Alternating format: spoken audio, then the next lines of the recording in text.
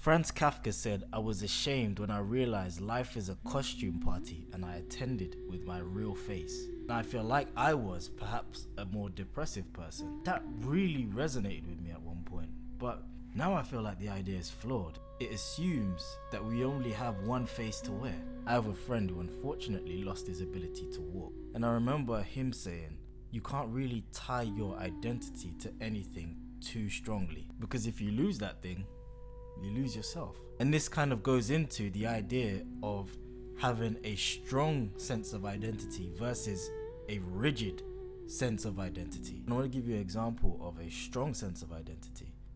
Someone who can wear many faces. Jason Wilson said, when asked who he is, "I am whoever I need to be in any given moment." In other words, I am who the moment demands of me. I remember having a martial arts teacher who one minute he was very smiley, very jokey, and the next minute he was super serious, super strict. He adapted depending on what his students needed at that time. And I remember him saying to me, in his way of saying it, you've got to be a bit bipolar to do this job.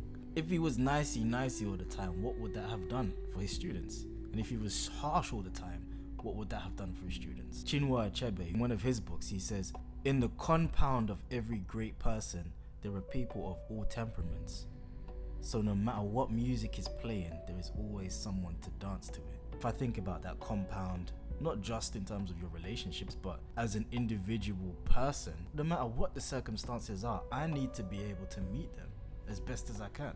I can't be solely tied to any one of those ways of being. Now, if we take it to relationships, a lot of people overly identify with their relationship. This is why it's important to develop a sense of self outside of our primary relationships. If we lose our relationship, if we lose our partner, we lose ourselves. And that places the entire weight of our sanity on our partner, which isn't fair. Esther Perel said, "Sometimes when we cheat, it's not necessarily that we like the other person so much.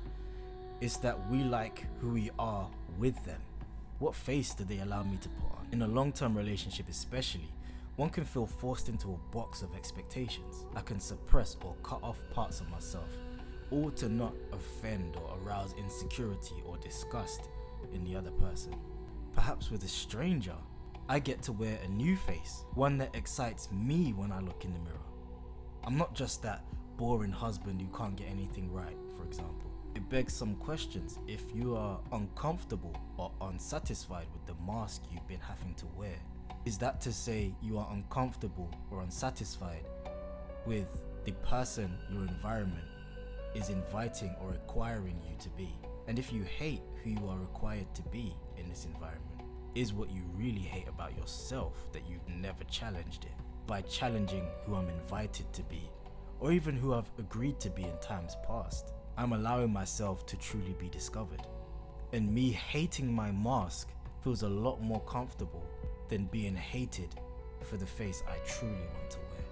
You don't have just a single face that's just the true you. And if you desire a life, including a sex life, other than the one you have, that requires you to be a person other than the one you are. And it's still all you. Opportunity lives in a multiverse. There are a million other yous to choose from. The version of Franz Kafka that he identified with seemingly was the version that had no place among other people. And like Franz, many of us can fall victim to the idea that this is just how we have to be. And in case you've ever felt like you're not allowed to evolve, you are allowed to wear the version of you that turns you on. And if wearing the face that turns you on sounds scary, there's a quote from my book, Good Magic. Is this your limit, or is this just the border of everything you've known yourself to be? Perch.